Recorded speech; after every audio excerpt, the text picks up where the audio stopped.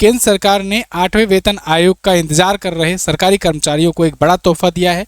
उनके डीए में 2% की बढ़ोतरी करी है, जिसकी वजह से डियरनेस अलाउंस टोटल बढ़कर के 60% हो गया है। नमस्कार दोस्तों, मैं सुमित मिश्रा स्वागत करता हूं एक बार फिर से आप सभी का एमजेटी एजुकेशन में। साथियों, 8वें वेतन आयोग को लेकर के एक बड़ी अपडेट आई है। एक क्या मतलब, दो बड़ी अपडेट है। पहली ये कि केंद्र सरकार ने 8वें वेतन आयोग का इंतजार कर रहे सरकारी कर्मचारियों को एक बड़ा तोहफा दिया है। उनके डीए में 2% की बढ़ोतरी करी है, जिसकी वजह से डियरनेस अलाउंस टोटल बढ़कर के 60% हो गया है। तो इससे तो आपका सैलरी में इजाफा देखने को मिलेगा ही मिलेगा। साथ ही साथ एक जो सबसे बड़ी अपडेट 8वें वेतन आयोग को लेकर के है, वो ये है कि बेसिक पे, मिनिमम बेसिक पे 69,000 की मांग कर रहे हैं। अगर 69,000 बेसिक पे होता है तो उसका मैं कैलकुलेशन करके भी आपको दिखाऊंगा कि पेमेंट मिनिमम जो लेवल 1 के कर्मचारी हैं उनका कितना हो जाएगा, और इसी अनुसार आप इसी आधार पर कैलकुलेट करते जाइएगा कि आपकी सैलरी कितनी इंक्रीज हो जाएगी। बहुत बड़ा ये मांगे हैं। देखिए, आप जनसत्ता के आर्टिकल देखिए कि जो कर्मचारी यूनियन है, इन्होंने प्रस्ताव रखा है कि इतना न्यूनतम वेतन का प्रस्ताव हो, मतलब इतना अगर हो जाता है बेसिक पे तो फिर कितना बाकी के लेवल का अगर होगा, ये लेवल 1 मिनिमम वालों का है, तो बाकी का कितना होगा, ये आज की वीडियो में एनालिसिस हम लोग करेंगे। तो चलिए वीडियो की शुरुआत करते हैं। चैनल को सब्सक्राइब जरूर कर लीजिए, बेल आइकन को प्रेस कर लीजिए, जिससे ऐसी 8वें वेतन आयोग को लेकर जो भी अपडेट आए मैं सबसे पहले आप तक पहुंचा सकूं। तो जैसा कि मैंने पहले भी वीडियो में बताया हुआ है कि वर्तमान समय में 50 लाख से ज़्यादा केंद्र सरकार के कर्मचारी हैं और 65 लाख से ज़्यादा पेंशन भोगी हैं। ये केंद्र सरकार की बात हो रही है। ध्यान रखिएगा यहाँ पर बात, जब अगर मान लीजिए आप राज्य सरकार के कर्मचारी हैं, स्टेट गवर्नमेंट के एम्प्लॉय हैं, तो जब केंद्र सरकार लागू करती है वेतन आयोग, उसी के अनुशंसा पर राज्य सरकारें भी आगे चलकर लागू करती हैं। तो देर सवेर आपके यहाँ भी वेतन आयोग लागू हो जाएगा। हाँ, अगर आप पश्चिम बंगाल या फिर कोई ऐसे राज्य से नहीं है तो, क्योंकि अभी पश्चिम बंगाल की न्यूज़ ये है कि वहाँ पर अब 7वें वेतन आयोग को लागू करने की बात की जा रही है। मतलब वो भी ये अनाउंसमेंट किया गया है, वहाँ के चुनाव में मुद्दा बना हुआ है कि चुनाव अगर बीजेपी ने अपने मैनिफेस्टो में जारी किया, अगर बीजेपी चुनाव जीतती है तो 7वें वेतन आयोग लागू करेगी।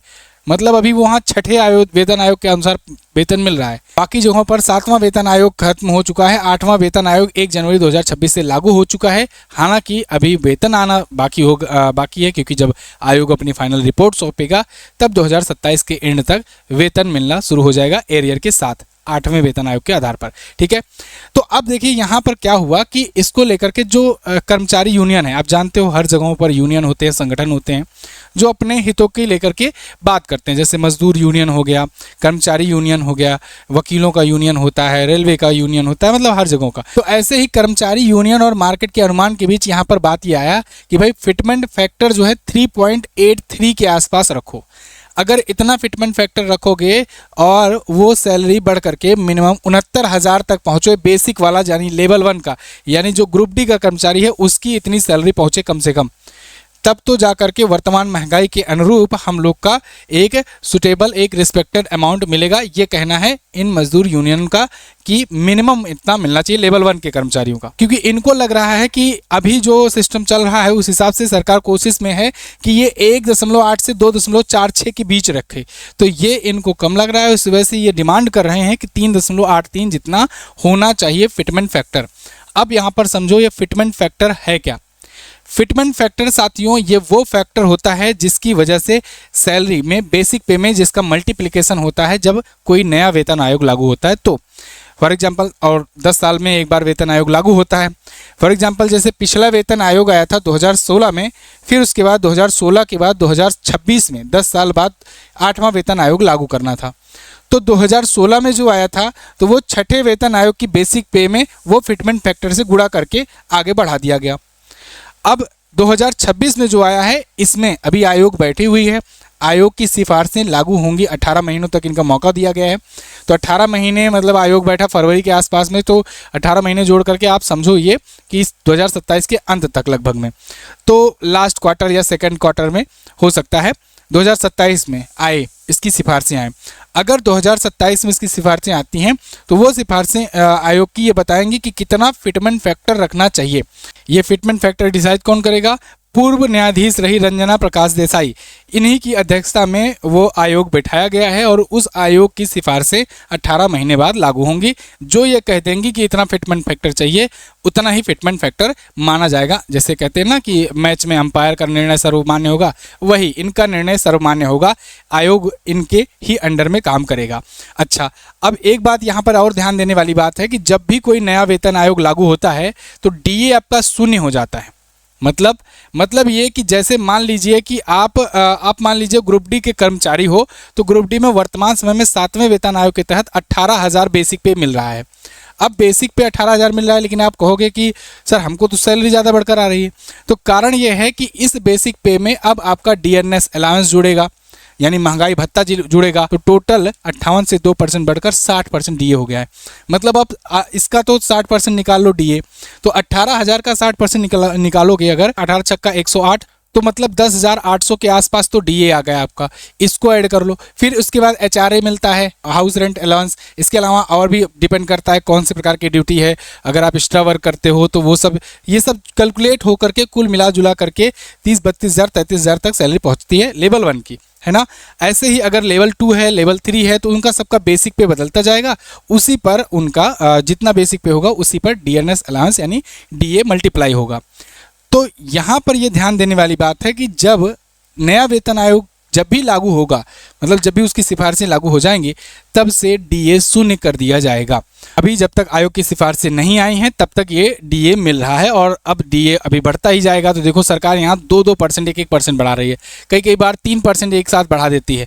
तो 3% 2% ऐसा बढ़ाया जाता है, लेकिन अभी सरकार देख रही है भाई कम से कम 18 महीने तो लगने ही लगने हैं। तो जब 18 महीने लगने हैं तो 6-6 महीने के अंतराल पर, 7-7 महीने के अंतराल पर अगर 2-2% बढ़ाएंगे तो बहुत ज़्यादा करके 62 से 64% तक दिए जाएगा। फिर जैसे ही वो आयोग की सिफारिशें आ जाएंगी कितना फिटमेंट फैक्टर से बढ़ाना है, तो उसी फिटमेंट फैक्टर के आधार पर जितना बचा होगा, यानी 1 जनवरी से लेकर 1 जनवरी 2026 से लेकर के जब भी मान लो अक्टूबर 2027 में अगर मान लीजिए फॉर एग्जांपल वो रिपोर्ट सौंपती है आयोग, तो 18 महीने जो बाकी एक्स्ट्रा गए हैं उन 18 महीनों का एरियर बनेगा। वो एरियर जो भी लमसम अमाउंट होगा वो एक साथ आपको मिल जाएगा आपके अकाउंट में। मतलब समझे आप, जैसे अभी आप 1 जनवरी 2026 आया, ये मान लिया गया कि 8वां वेतन आयोग लागू हो जाएगा।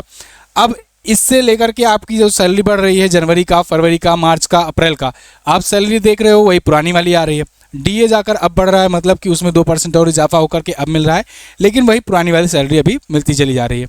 लेकिन आपका वो कैलकुलेट होता जा रहा है। अब मान लीजिए इसी में 2.0 का एक मिनिमम मान करके चलते हैं, 2.0 का फिटमेंट फैक्टर लगता है।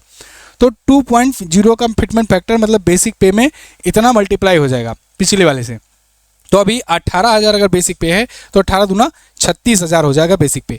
तो अब इस बेसिक पे के आधार पर अगर मिलना शुरू हुआ तो ये पहले तो 18 महीनों का ये निकालेंगे कैलकुलेशन कि अभी जो सैलरी आपको मिल रही है ना, अभी मान लीजिए फॉर एग्जांपल 33,000 आपने सैलरी उठाई जिसमें 18,000 आपका ये था, तो अब इसको बाकी का अगर 2.0 से मल्टीप्लाई करेंगे तो आपका होना था 36,000। तो आपका बेसिक पे हो गया 36,000, है ना। अब 36,000 पर आपका डीए जुड़ता, उसके बाद एचआरए वगैरह सब जुड़ता। लेकिन यहाँ पर ध्यान देने वाली बात यह है कि जब ये 36,000 होगा तो आपका डीए शून्य कर दिया जाएगा।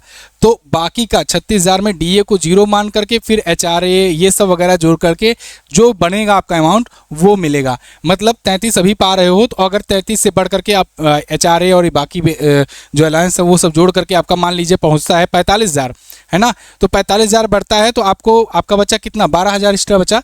तो ये 12,000 जो है ये 12,000 जोड़ता जाएगा और फिर जाकर 18 महीनों का कैलकुलेट होकर एक साथ एरियर मिलेगा।